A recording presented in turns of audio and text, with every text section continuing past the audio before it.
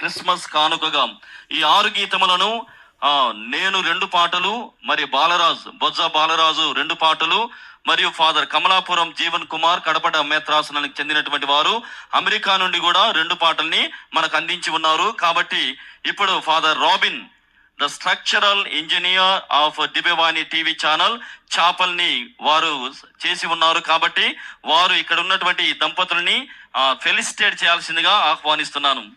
వాంగప్ప Mela.